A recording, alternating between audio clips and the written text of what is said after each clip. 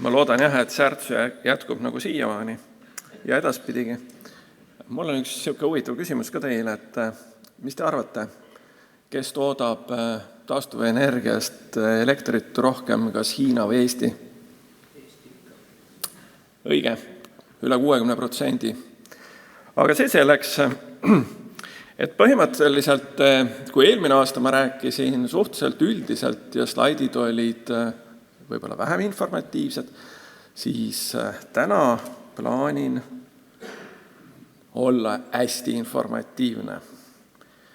Ja alustaks võib-olla sellest, et energiapoliitika, kas ta ilma targalt juhitud energiat on üldse just tuleviku perspektiivi vaadates taastuvenergiat järjest rohkem integreerides mõistlik, on tal väljavaateid palju, et pigem ütleks nii, et juhitud energiat on nagu tuulepark ilma tuuleta, elektrisüsteem.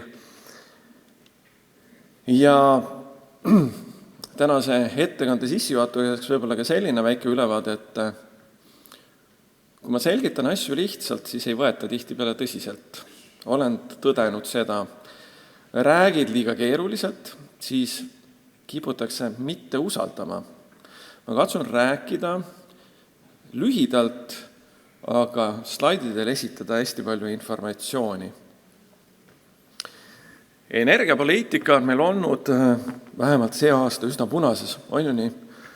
Vaadate selle kultuurimaja vappi, siis see on ka üsna punane. Võtame talitluskindlus, et energiapoliitika on üks oluline asi, järgmine oluline asi, mida peab soosima just seesama energiapoliitika on talitluskindlus, energiavarustuskindlus. Nüüd minu ettekandes ma räägin tegelikult kokkuvõtet kahest grandist selle sama õiglase ülemineku fondi raames ja selle tulemustest. Nende kahe grandi raames on juba kaitstud 3 doktoritööd, mitmeid magistritöid ja bakalaureusetöid. Oma ettekande lõpus ma jõuan tehnoloogia ärimudelite arenduseni ja siis on nagu väike väärtuspakkumine ka ettevõtetele, et toome välja, et mida siis aitab tegelikult see meie teadustöö või millele aitab see meie teadustöö kaasa. Nii et energiapoliitika. Et tegime sellise üsna põhjaliku analüüsi ja tahtsime teada, et ka taastuvenergial on mingisuguseid edasiarendusi, mis täna lükkaksid need olemasolevad taastuvenergia lahendused eest ära. Ja kokkuvõte on see, et tegelikult kõrge küpsusastmega tehnoloogiad on täna madala konkurentsivõimega. Ehk siis majanduslikult nad niipea veel tasuvad ei ole. Seega, see tähendab sisuliselt seda, et me jätkame ka järgmise 5 ja võib-olla 10 aastat samade taastuvenergia tehnoloogiatega. See analüüs põhines seal mitmekümnetel tegelikult teadusartiklitel ja nii nagu teaduses ikka algul me teeme taustauuringu, mis maailmas toimub ja pärast hakkame arendama selle pealt. Teine huvitav selline ülevaateartikkel, võib-olla on ta kribu, et kõigest võib-olla aru ei saa, aga pärast saate järgi vaadata, põhisõnum on ikkagi siin see, et kus on meil üldse elektri paindlikkuse potentsiaal, millega me saame taastuvenergiat tasakaalustada. Suurim, mida meie näeme täna erinevate teadusartiklite baasil, on elektriautodel ja akudel, mis turule tulevad, sealt tekivad täiesti uued võimalused. Pisut madalam on kütte, ventilatsiooni ja jahutussüsteemidel, ehk sellest sõltub tihtipeale meie enda mugavus.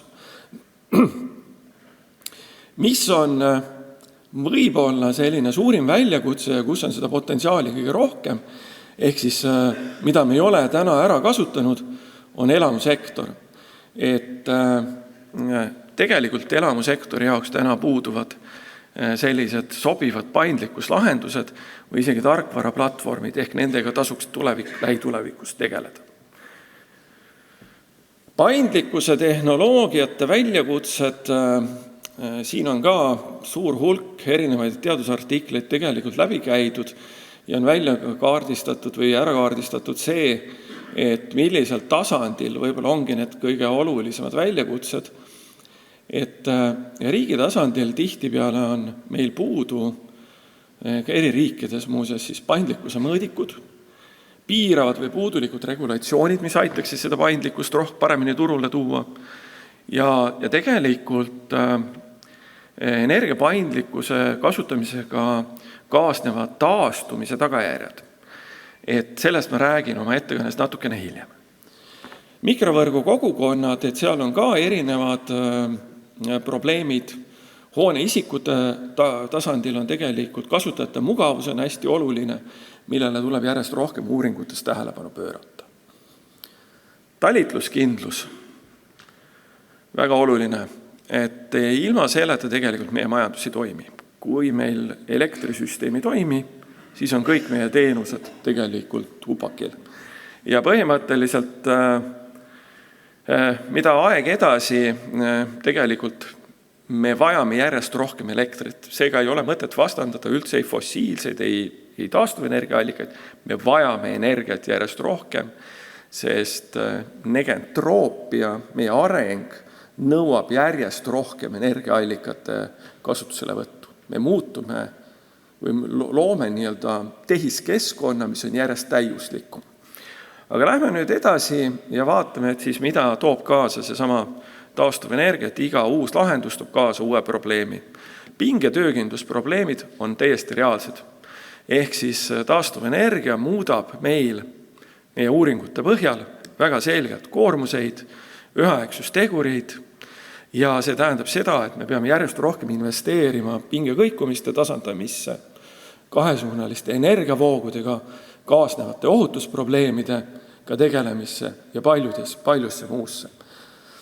Küll on üks väga positiivne, mida rohkem automaatikat me võtame kasutusele hoonetes, seda rohkem tegelikult me võimaldame ka energiapaindlikkust pakkuda tervele elektrisüsteemile. Siin ka üks väljavõtte ühest lõputööst, mis on selle sama õiglase ülemineku fondi grandi raames siis tehtud. Mis on need kõige põhilisemad probleemid? Üle- ja alapinged, siis tarbimise ja tootmise koondumine samasse aega, piirkonda, sealt tekivadki need üle- ja alapinge probleemid. Rakendused, mis tegelikult siis aitaksid neid probleeme võib-olla lahendada, on täpsem prognoosimine, tarbimise parem juhtimine ja loomulikult energia salvestamine. Et siin ongi toodud siis, et üks hajaasustuspiirkonnas olev feeder, mis on feeder, see on siis pildikult üks kaabel, kust hargnevad siis erinevatesse hoonetesse elektritoide ja kui me näeme, siin on ka 2 taastuvenergiaallikat, siis suveperioodidel eriti tekivad probleemid selle hoone 5 juures. Ja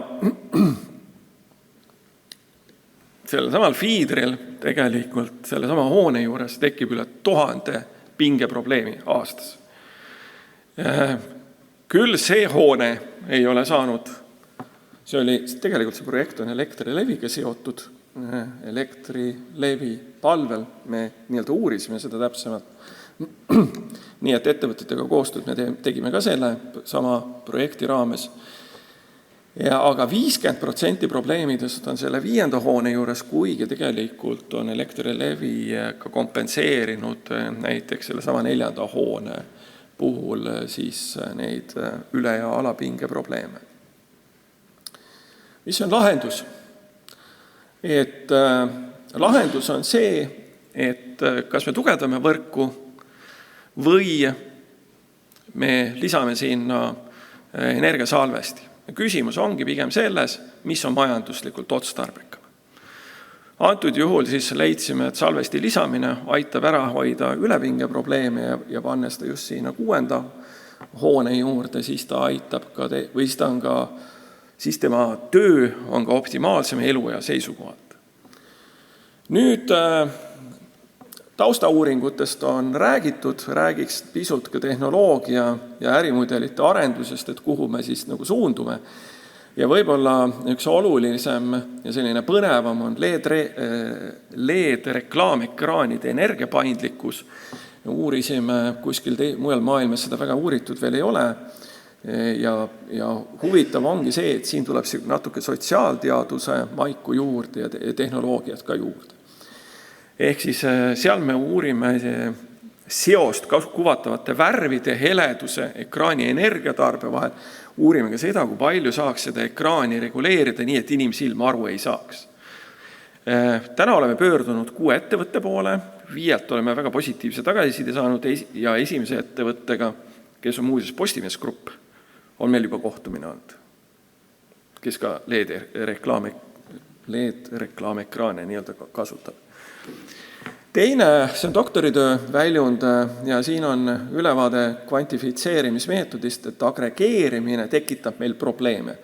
Mis tähendab agregeerimine, kui meil on palju paindlikkust, näiteks salvesteid, me tahame mingil hetkel, kui taastuvenergia vajab tasakaalustamist, tahame neid korraga juhtida, siis ta tekitab kuskil probleemi. Ja see probleem väljendub selle samas parempoolses alumisel joonisel, et kui me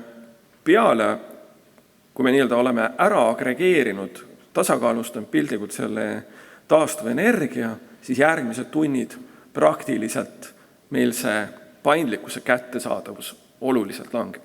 Kui nüüd tuleb kriitiline olukord, siis on keeruline seda lahendada või palju keerulisem seda lahendada. Samas nii-öelda mingil ülejärgmisel hetkel see olukord on jällegi palju parem, aga mõju on umbes 10 tundi. Nüüd tehisintellekti mudelid elektri kvaliteedi parendamisel, et tehisintellekt on järjest olulisem. Rakendada teda hajutatud tehisintellekti rakendada siis hajutatud tehisintellekti reaalajas elektri kvaliteedi parandamiseks. See aitab oluliselt kaasa erinevate probleemide ennetamisel just taastuvenergia rakendamisel. Siin on väljavõte lihtsalt sellest samast artiklist, kujutate ette, see on umbes 24 A4 lehte, seda suruda ühe slaidi peale ongi keeruline. Kokkuvõte tehtud siis 200 teadusartiklist.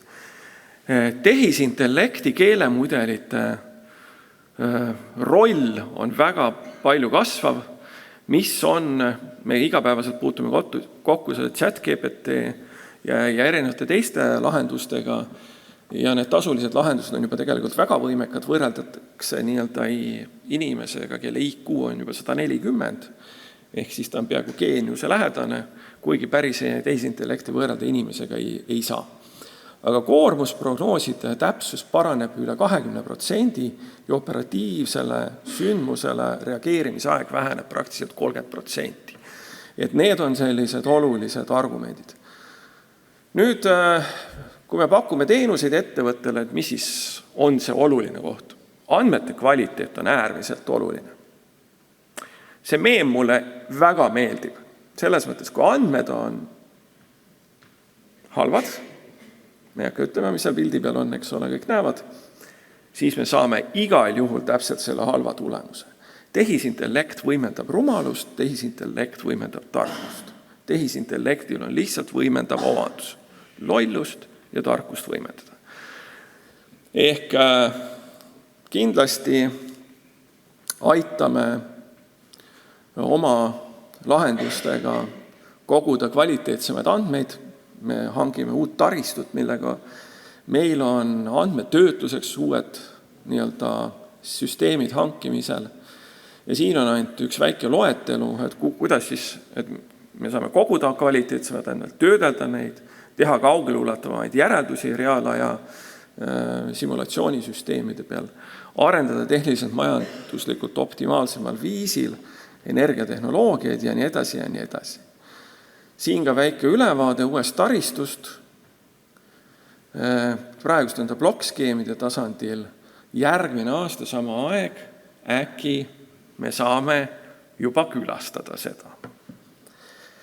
Nii et mõni või paar väljavõtet tarbimise nutikas juhtimine, juhtimisplatvormide arendamine, mida ma mainisin ka ettekande eesotsas, on äärmiselt oluline just, et võtta seda paindlikkust kasutusele, mida me täna ei kasuta veel, tehisintellekti rakendamine, elektri kvaliteedi ja tarbimise tõhusam hindamine ja loomulikult reaalaja simulatsioonisüsteemid, mida praegu hangime, võimaldab meil digikaksikuid luua, mis tegelikult väga palju aitavad majanduslikult või arendustöö osas raha kokku hoida just ettevõtetel.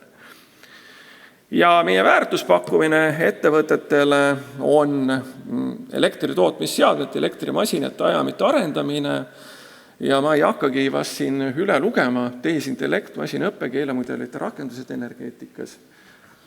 Ja kes soovib täpsemalt tutvuda, mille põhjal see ettekanne on tehtud, siis siin on ka ettekandes kasutatavad allikad. Aitäh! Aitäh, teeme suure aplausi.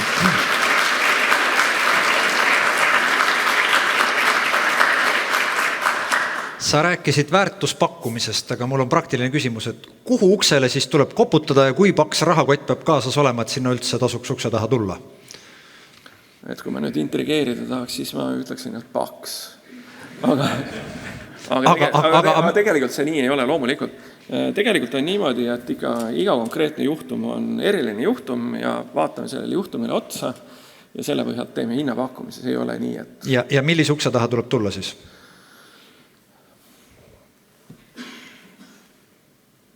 Liidu ukse taha, ei saa näidata. Ei, ma ei... Vaat see viimane slaid, kus on arutelu täpsustavad küsimused. Seal on telefoni number lausa. No me saame selle korraks panna siia ette, siis näete, kus seda meest leida, kellel on paksem rahakott või ka natuke õhem, siis saab leida küsimusi. Aga siin on nüüd tulnud terve ports küsimusi ja kõige suurema laikide arvu on saanud siis küsimus, et kas on olemas mingi rusika või kuldreegel, et kui palju protsentuaalselt meie võrgus üldse võib olla ilmastikust sõltuvat tootmist?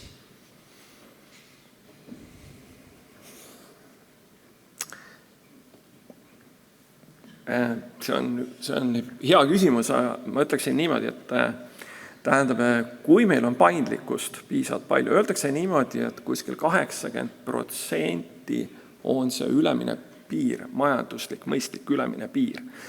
Majanduslik mõistlikkus areneb ajas. Ehk siis täna on 80. Täna on 80, aga ütleme niimoodi, et kui need tehnoloogiad meil järjest rohkem arenevad, muutuvad järjest odavamaks, siis me võime ühel hetkel öelda, et 90, aga 100% ta kindlasti ei ole. Ja siis on küsimus, et palju peaks olema siis juhitavat võimsust. Ma saan aru, et see kogu aeg ei käi, kogu aeg ei tööta, aga millise protsendi see peaks suurusjärguliselt katma?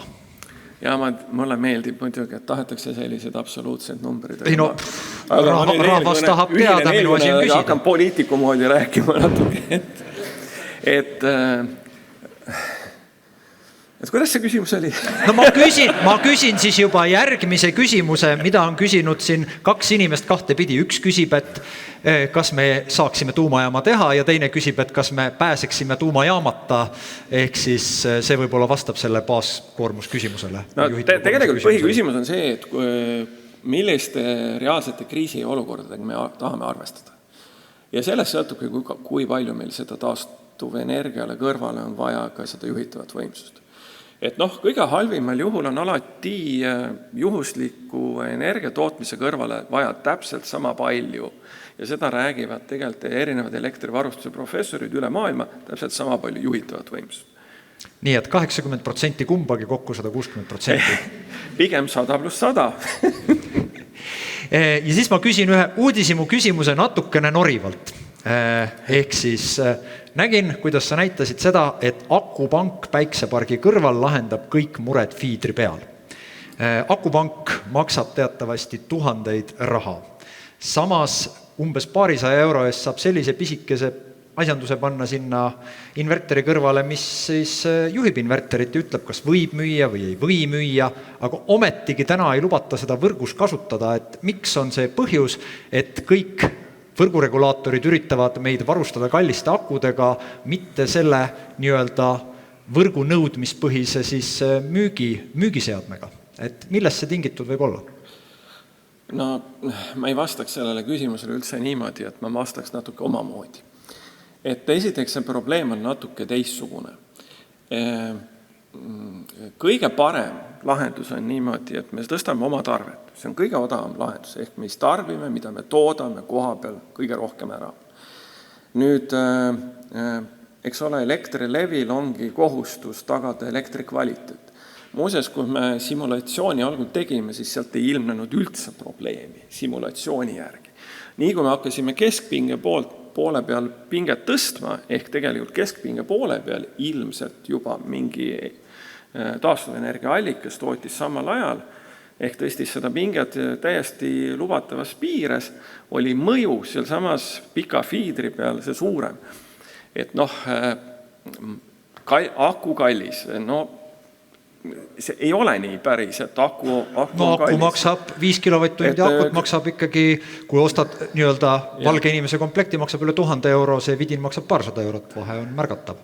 Ja küsimus on see, et mida see vidin aitab lahendada ja milliseid probleeme lisaks ja mida see aku aitab lisaks lahendada, et aku võimalused erinevaid probleemi lahendada on palju suuremad kui sellel vidinal, et see funktsionaalne võimekus on akul oluliselt suurem. Selge, aitäh, teeme suure aplausi!